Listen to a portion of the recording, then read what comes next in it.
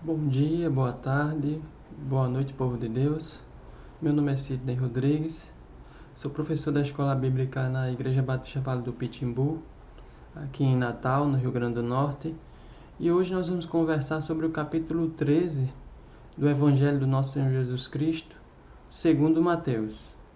Então eu peço a você que abra sua Bíblia e faça toda a leitura do capítulo 13 de Mateus.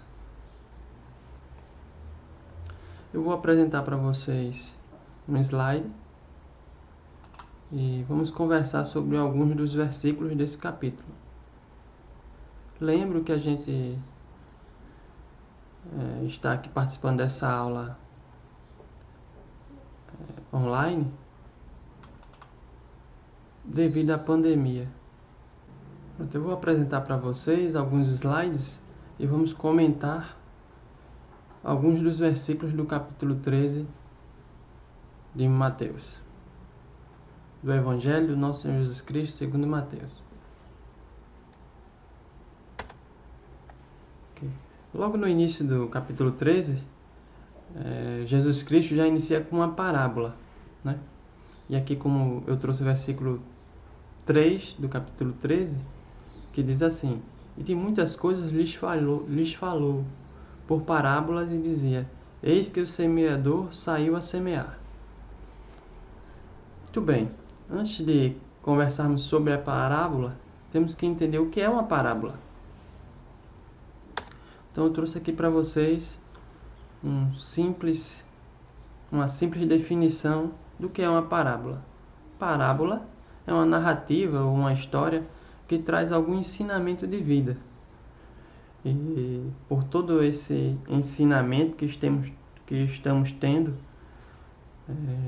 ao estudar todo o Evangelho e todos os outros livros bíblicos, nós vimos que Jesus Cristo tem sempre um ensinamento para a vida eterna, para te dar a vida eterna.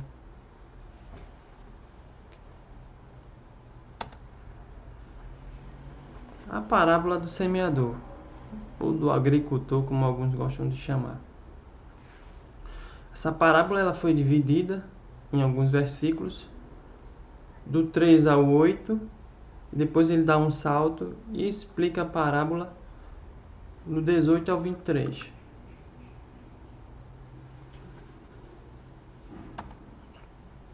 Nessa parábola a gente vai perceber que existem 4 tipos de solos onde essa semente vai cair, né? A semente nós podemos observar que ela é a palavra do Senhor. A palavra do Senhor vai cair em diversos solos. E quem são esses solos? Esses solos são as pessoas, as mentes das pessoas, certo? Então nós temos uma semente que caiu ao longo da estrada de terra batida, né? Nós temos uma semente que cai numa terra fina, em cima de rochas, né? E temos também uma semente que caiu num terreno com espinhos. Por fim, uma semente que cai numa terra fértil, numa terra boa. Nós vamos explicar cada uma delas. Vamos tentar compreender juntos. Okay? No versículo 4 do capítulo 13, o Senhor diz assim: E ao semear, uma parte caiu à beira do caminho, e vindo as aves, a comeram. Como eu acabei de falar aqui para vocês, né? Ao longo das plantações, dos terrenos onde as pessoas fazem agricultura, sempre há uma estrada de terra batida ao longo desses imóveis rurais. E algumas sementes são caem nesse tipo de solo, nesse solo de terra batida, onde passam os veículos, os bois, os carros. E essas sementes, elas ficam ali fáceis de serem comidas pelas aves. Não precisa lá procurar no meio do matagal. Ela já vê de lá do alto do céu, ela já vê aquela semente que está ali frágil. E para o dia a dia, quem é o tipo de pessoa que Jesus quis comparar essa semente? É aquela pessoa que ela escuta a palavra de Deus, mas para ela tanto faz se escutar ou não escutar. É aquele tipo de pessoa que escuta a palavra de Deus, mas não tenta exercitá-la em nenhum momento, ou em poucos momentos da vida. Então, uma pessoa dessa, ela tem uma certa dificuldade de compreensão, de compreender que tudo que o Senhor ensina é para que a gente se esforce para praticar na nossa caminhada. Ok? Então, essa é a semente que cai no solo de terra batida. E aqui o versículo que explica, né? A todos que ouvem a palavra do reino e não a compreendem, vem o maligno e arrebata o que lhes foi semeado no coração. Este é o que foi semeado à beira do caminho. Está lá no versículo 19. Nos versículos 5 e 6, a gente vai ver um outro tipo de solo, né? Outra parte caiu em solo rochoso. Como eu disse a vocês, esse solo rochoso é uma camada fina de terra que está acima, né, de um terreno com muitas rochas. Então essa camada fina, quando o sol bate, né, aquece muito rápido. Então aquela planta, aquela raiz, a planta cresce rápido, mas a raiz não consegue ter profundidade. É uma raiz curta, então ela seca e murcha facilmente. Então, quem é esse tipo de pessoa? É aquela pessoa que quando escuta o Evangelho do nosso Senhor Jesus Cristo, ela fica bastante animada. Ela é aquele tipo de pessoa que, segundo os pentecostais, é cheio de unção, né? É aquela pessoa que dá glória a Deus por tudo, que está ali animando todo mundo. É aquela pessoa que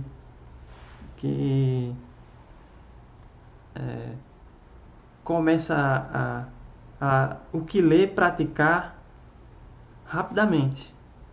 Mas tem um porém. Nas primeiras dificuldades, ela para de praticar tudo que está lendo. Então ela se desanima de uma forma que não tem perseverança em seguir a palavra do Senhor na sua caminhada aqui na terra. Então eu não estou aqui dizendo que todo aquele irmão que é empolgado, que levanta o astral dos outros irmãos, que está ali em todas as evangelizações, que está ali em toda a obra, no início de sua caminhada, é esse tipo de solo.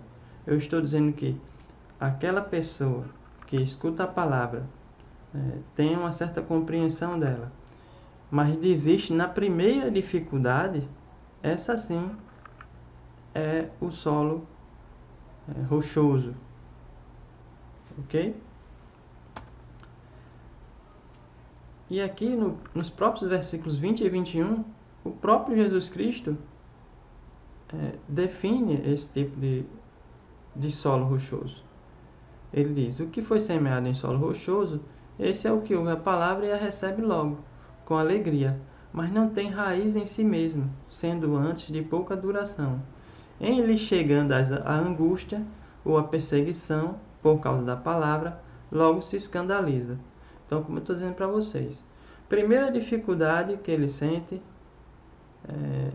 ao caminhar com a palavra, ele se escandaliza com aquela perseguição, acreditando que um cristão não pode sofrer determinadas aflições, e nós aqui que estudamos a Bíblia já sabemos que no mundo teremos aflições, mas o Senhor Jesus Cristo diz que nós devemos ter um bom ânimo a enfrentar essas aflições, né?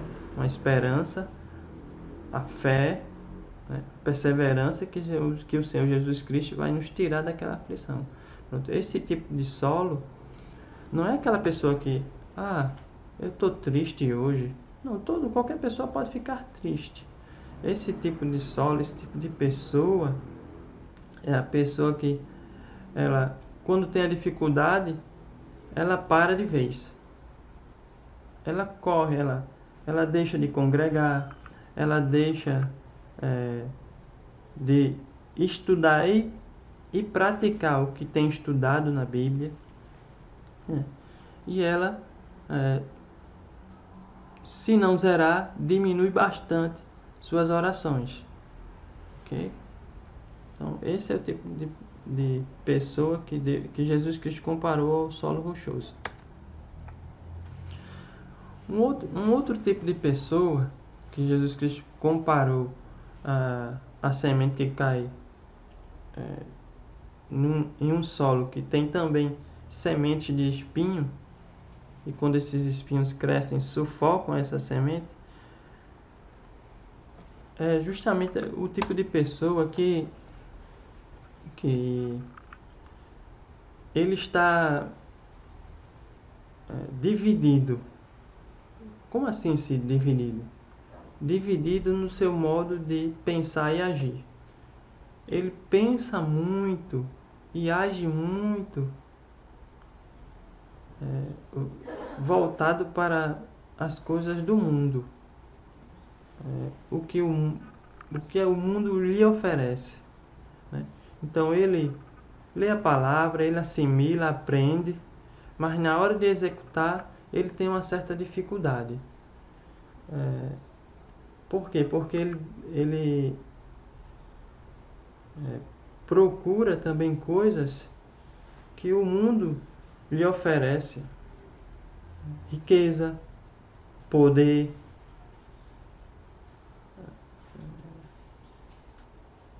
benefícios próprios. Então, esse tipo de pessoa, ele começa a servir, como diz a palavra, a dois senhores. Uma hora ele está buscando as coisas do reino, e outra hora ele está buscando as coisas do mundo. Então, o que acontece? Essas coisas do mundo vão sufocando ele, né? Vão oprimindo ele, vão pressionando ele. E aí, ele chega a um ponto em que não sabe mais ou não compreende mais a quem está servindo, se a Jesus ou aos seus próprios anseios e desejos.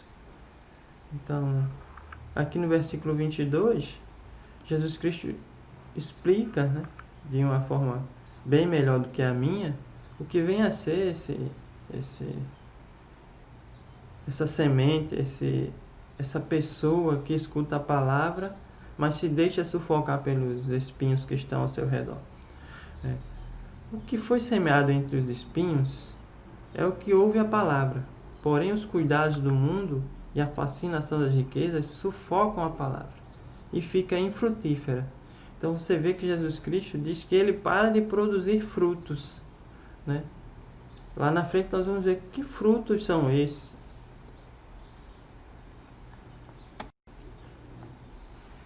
Enfim, a quarta pessoa, o quarto tipo de solo, né? É aquele solo que, como diz o versículo 8, é a terra boa, né? A terra que dá fruto, né? E aqui ele diz: outra semente caiu em boa terra e deu fruto, a 100, a 60 e a 30 por um. Para os agricultores daquela época, uma semente boa era aquela semente que produzia 25. já era uma semente boa. Então aqui, você vê que Jesus Cristo diz que a semente produziu a 30, a 60 e a 100.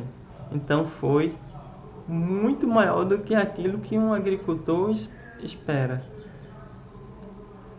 Então, esse é o tipo de solo bom. Aquele que a palavra de Deus entra e ele, na sua caminhada cristã, vai produzindo os frutos positivos daqueles ensinamentos. Nós, hoje na escola bíblica, estamos tendo a oportunidade de estudar a palavra do Senhor. Se nós a estudarmos e nos esforçarmos, termos perseverança para praticá-la, para exercitá-la, com certeza nós seremos esse tipo de terra, né? Terra boa, que vai produzir fruto. Cid, e que frutos são esses? Nós já estudamos isso aqui, né? Alguns exemplos desse fruto está lá em Gálatas 5, 22 e 23.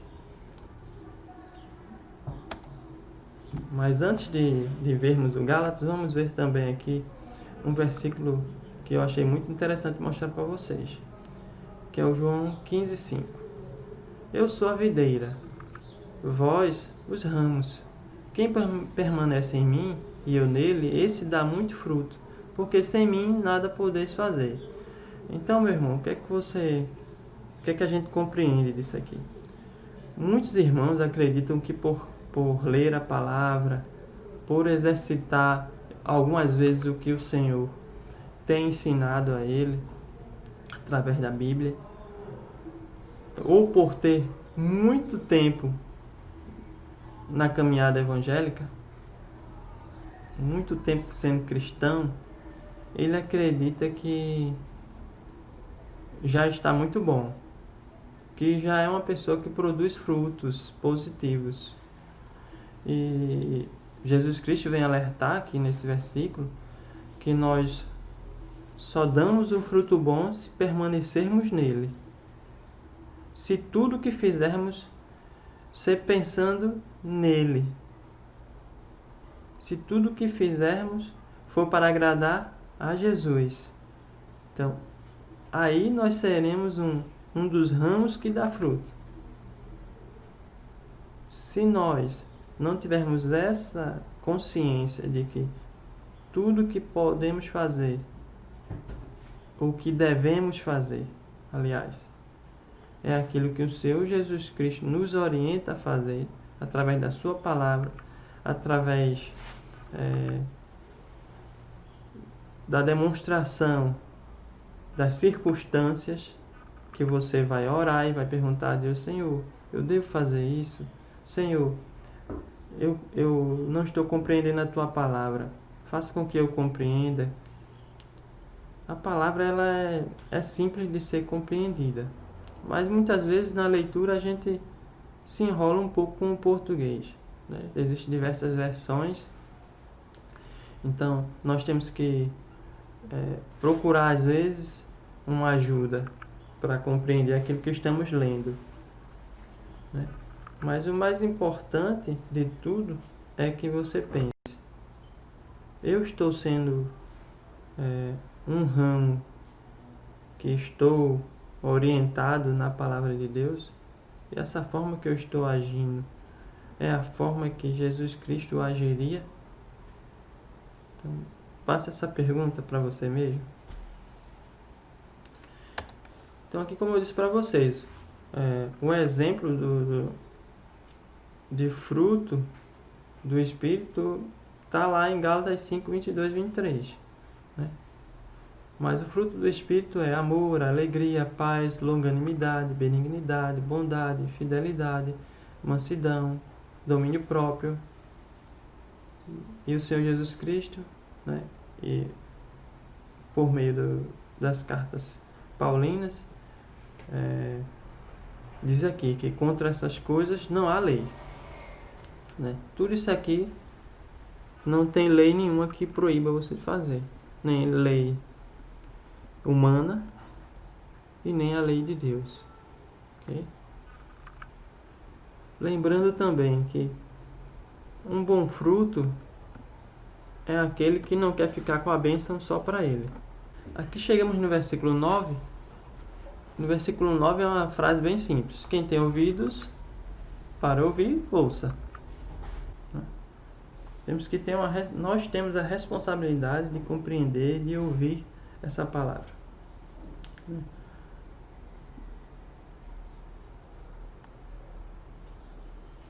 Que algum ensinamento significativo nós vamos tirar, significativo para nossas vidas, importante para nossas vidas, nós vamos tirar das lições que o Senhor está dando por meio de parábolas ou não.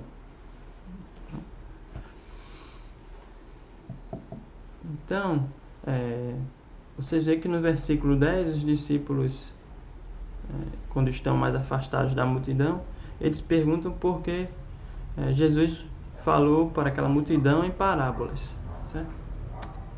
E Jesus Cristo vai explicar a eles. No finalzinho, depois que ele explica a parábola toda direitinho para eles,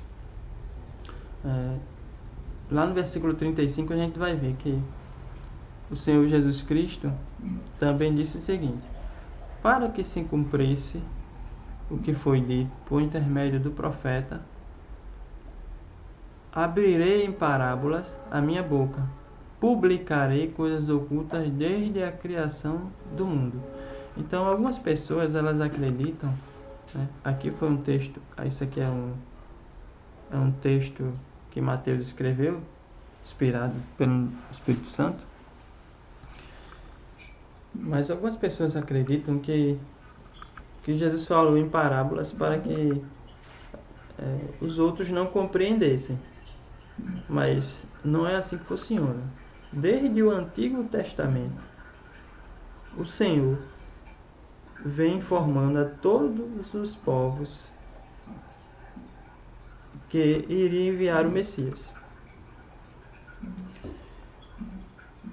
E o Messias veio, que foi o nosso Senhor Jesus Cristo. Quando o Messias veio, algumas pessoas, alguns judeus, não acreditaram que aquele era o Messias, por N motivos, porque cresceram com ele, porque viram ele sendo criado por José, sendo carpinteiro, porque não acreditavam que ele pudesse ser o Filho de Deus, porque ele era um homem que bebia vinho e comia bastante com qualquer tipo de pessoa. Então, eles buscaram N motivos para não acreditar que Jesus Cristo era o Filho de Deus. Mas a palavra, desde o Antigo Testamento, vem dizendo que o mundo seria salvo por meio de um Messias e que esse Messias viria à Terra.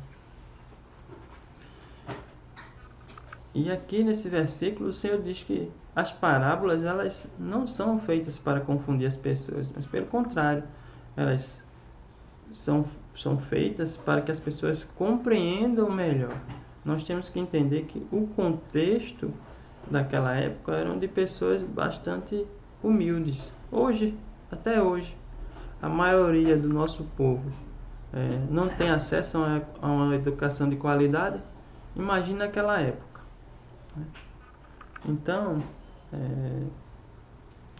para que as pessoas compreendessem melhor, Jesus usava das parábolas.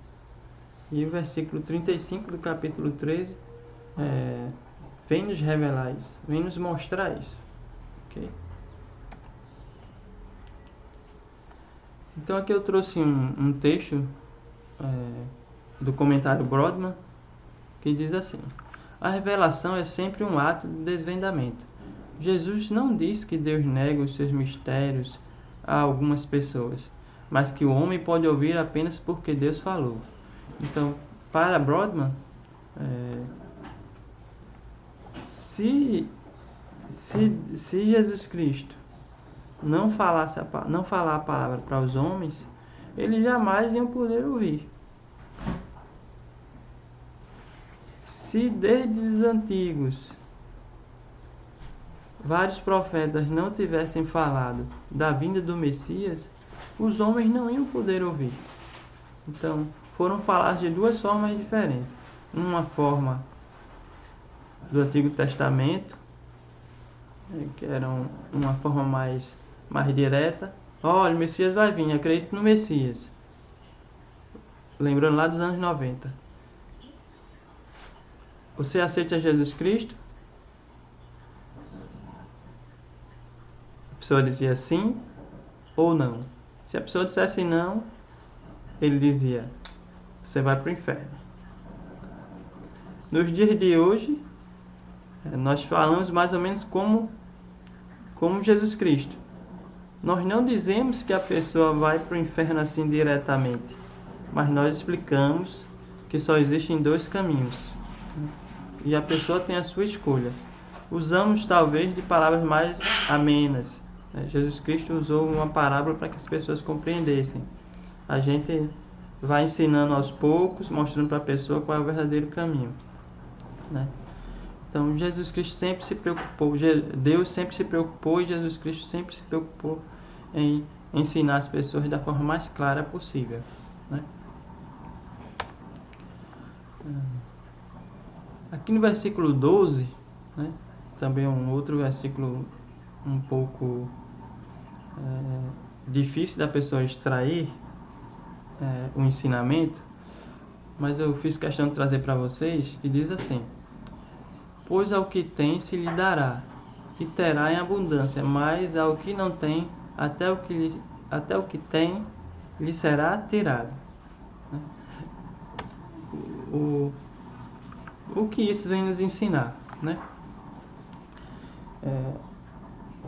Nós vimos que na parábola do semeador tinham dois momentos e dois públicos diferentes, né? Ao contar a parábola, estavam os discípulos e pessoas que não eram discípulos, uma multidão. No momento que pediram para explicar a parábola, só estavam os discípulos. Então, trazendo para os dias de hoje, é o seguinte: aquelas pessoas que se recusam a compreender que o Senhor Jesus Cristo é o Salvador, a essa pessoa ela vai ficando cada vez mais entregue ao destino final dela, que infelizmente nós já sabemos qual é, que não é um destino bom. Então ela se recusa a entender, a compreender, a acreditar que o Senhor Jesus Cristo é o Salvador. Então, como diz a Bíblia, ela é entregue à ira de Deus. A ira de Deus é deixar a pessoa que está perdida e que não quer de forma alguma acreditar que o Senhor Jesus Cristo é o Salvador, não quer caminhar com Jesus Cristo, deixar ela seguir o próprio destino que ela está escolhendo. Deus não vai forçar ninguém a acreditar no Senhor Jesus Cristo. Deus vai deixar o livre-arbítrio que Ele sempre permitiu. Claro que tem algumas ocasiões em que há um agir bem forte de Deus para que o homem compreenda que ele precisa ser de Deus. Um exemplo disso, eu acredito ser Paulo. Paulo vinha perseguindo os cristãos, e aí quando ele tem um encontro com Deus, ele é exposto a uma luz que o deixa cego. Então, essa é uma forma mais forte, mais sobrenatural do Senhor se apresentar ao ser humano e dizer: olha, você precisa acreditar em Jesus Cristo.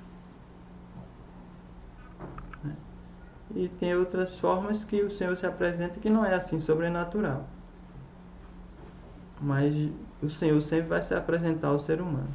independente de ser uma forma sobrenatural ou uma forma mais simples. E em todas as formas que ele se apresentar, a pessoa vai compreender que existe apenas dois caminhos. Não existe um terceiro caminho. Existe o caminho da salvação e o caminho da perdição. Certo?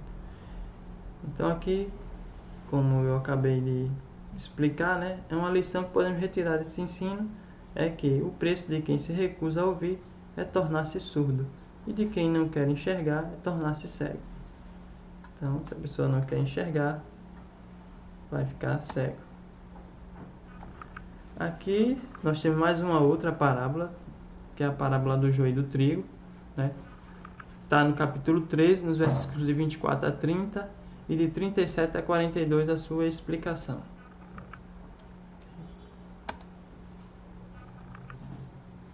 Então, nós já sabemos como é a parábola do joio e do trigo, né?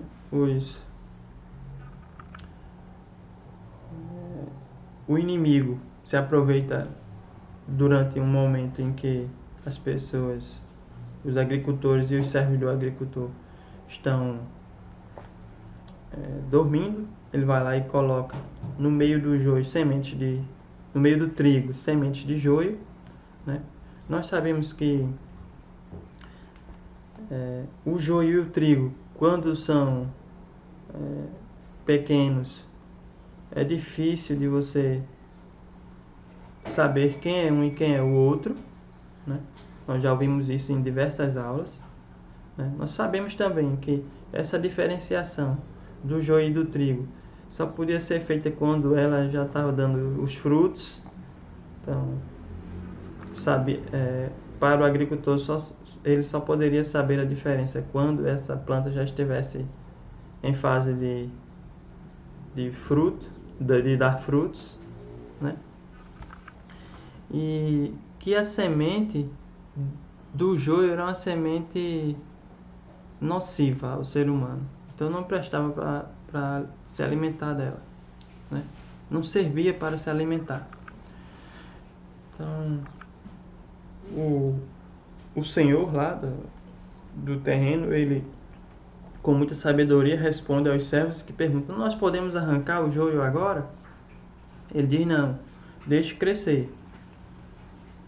Porque quando crescer, nós vamos poder distinguir de uma melhor forma o joio do trigo. E aí a gente separa o joio e queima, e o trigo a gente guarda nos celeiros. Ok? Então, aqui ele detalha no versículo 37 e 39, né? O que cada um significava, que era o que semeia a boa semente é o Filho do Homem, né? Jesus Cristo. O campo é o mundo, né?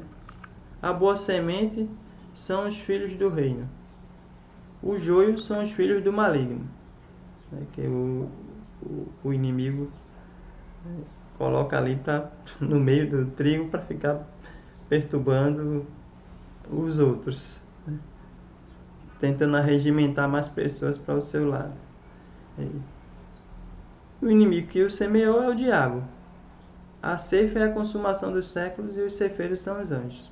Então o Senhor vai mandar os seus anjos separar o joio do trigo só na consumação dos séculos, só quando Jesus Cristo retornar para separar o seu povo aqui na terra, ok? E levá-los para o céu, para viver uma vida de glória eterna com Ele lá no céu. Então, primeira lição que a gente tira. A primeira lição é que Deus é que determina o momento que os ceifeiros vão retirar o joio do trigo. E uma segunda lição que a gente tira é que quando o homem tenta assumir a função de Deus como juiz, ele tanto desobedece a Deus como arrisca-se a confundir o bom com o mal. Então, se os homens, os empregados daquele senhor, os servos daquele senhor, fossem separar o joio do trigo naquele momento, naquele exato momento, eles iam também atingir pessoas, iam atingir o trigo. Então, quando a gente decide quem é bom e quem é mal, né? O que é bom e o que é mal, sem estar com base no Senhor, no que o Senhor ensina, e sim com os nossos conceitos, com o que a gente entende do que é bom e o que é mal, as coisas se complicam, porque cada pessoa tem uma visão diferente do que é bom e do que é mal. Mas quando você está baseado na palavra do Senhor, o Senhor só ensina coisas boas. Então, se Ele só ensina coisas boas e você segue esse caminho, você vai notar quando aquilo que o que você está fazendo não é legal. Então, nós não devemos sair por aí excluindo pessoas do nosso meio cristão, porque acreditamos que ela é um joio. Sei lá, a pessoa tem um determinado pecado que tem dificuldade para largar. Aí nós, essa pessoa, aí nós acreditamos logo que ela é um joio. Exclui do meio cristão, isola, não se junte com aquela pessoa, né? Nós temos que ter uma determinada um determinado discernimento para saber agir com esse tipo de pessoa. Nós observamos que Jesus Cristo, ele, todo momento de sua caminhada, ele em alguns momentos ele sentava e comia, ensinava, bebia com todo tipo de pessoa, mas ele não fazia o que todo tipo de pessoa fazia. Então ele era a luz aonde ele estava. Então você pode ensinar essas pessoas e não aprender com elas, ok?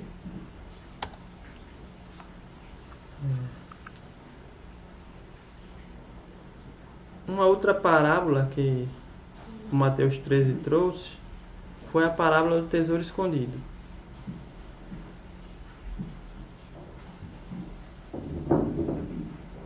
Está lá no Mateus 13, 44. Diz assim: o reino dos céus é semelhante a um tesouro oculto no campo, o qual certo homem, tendo achado, escondeu, e transbordante de alegria, vai e vende tudo o que tem e compra aquele campo. Meu irmão, você vê aqui no Mateus 13, 44, que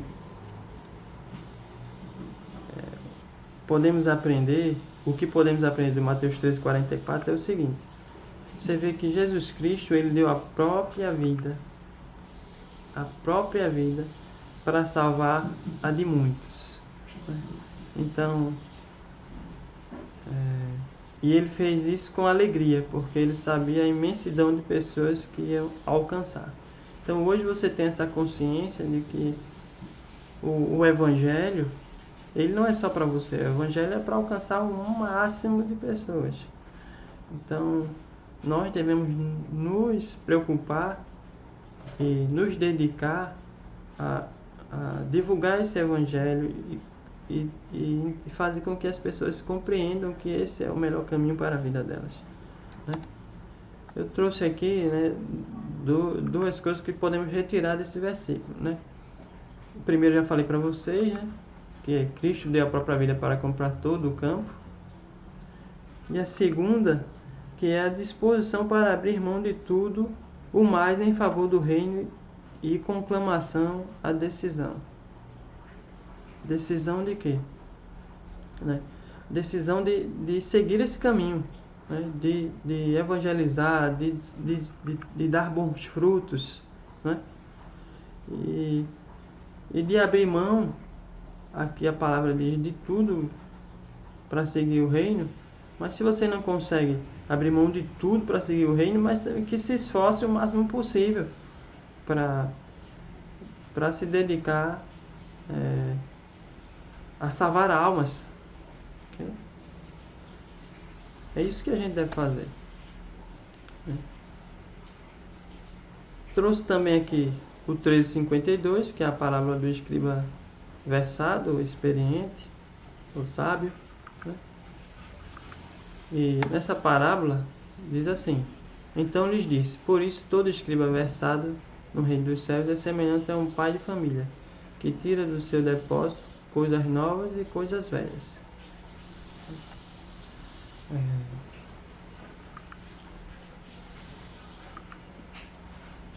O escriba, né, pode ser comparável ao cristão no dia de hoje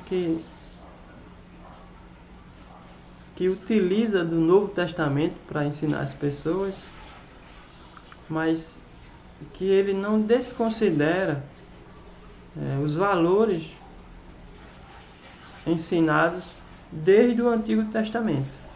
Então, os valores cristãos, eles precisam estar juntos do ensino do Evangelho atual. Né? Às vezes, algumas pessoas dizem que não estudam o Antigo Testamento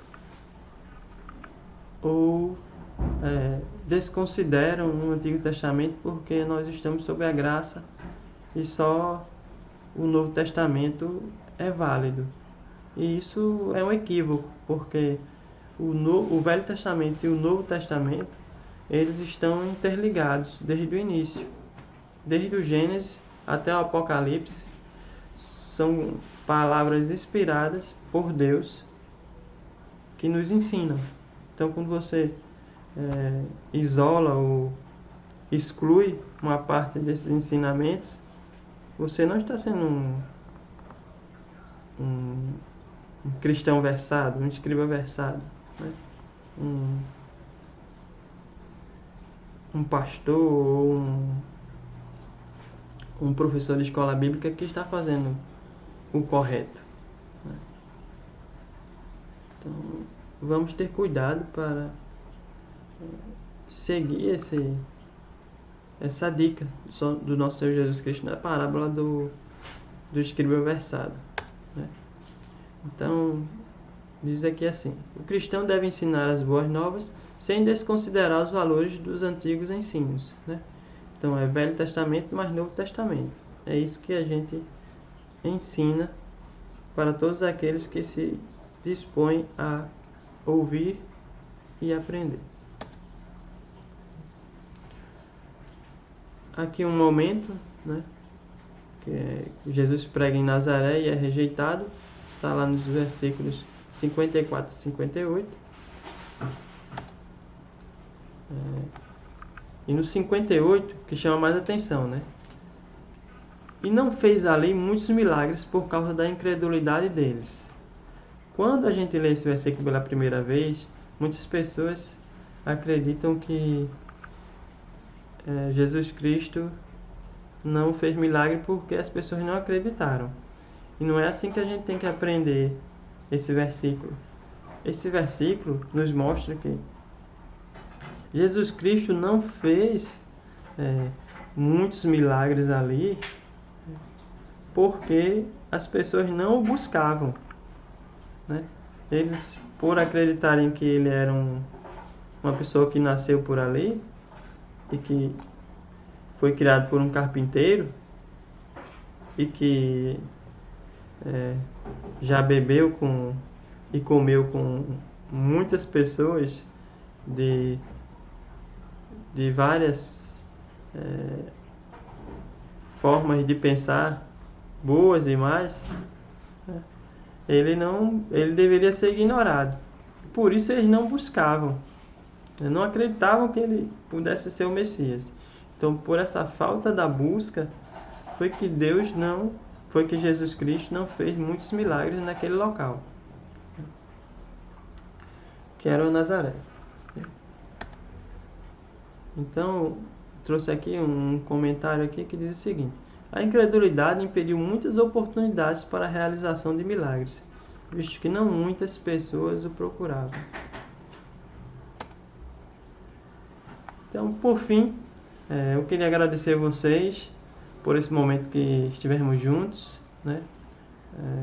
Trouxe aqui para vocês as redes sociais da igreja, o Instagram, @IBVPNatal, o Facebook, @IBVPRN, e o WhatsApp, que você pode entrar em contato com o nosso pastor e tirar qualquer dúvida que você tenha ou dar sugestões por qualquer um dessas redes sociais que aqui eu apresento a vocês. Ok? Obrigado e até a próxima.